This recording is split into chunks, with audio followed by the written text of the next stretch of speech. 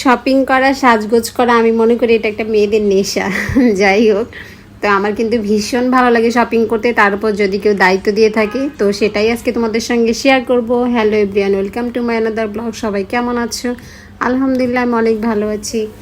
তো অনেক দিন পর আর কি ব্লগ নিয়ে আসছি, এবং অনেক দিন পর বাহিরে বের হচ্ছি। তো তাই ভাবলাম তোমাদের সাথে ভিডিওটা শেয়ার করি। আসলে আমি অনেক দিন ধরে ভিডিও করি না, প্লাস হচ্ছে বাহিরে বেরও হতে পারি না এই কারণে। তো ভাবলাম আজকে ভিডিওটা তোমাদের সঙ্গে শেয়ার করাই যায়।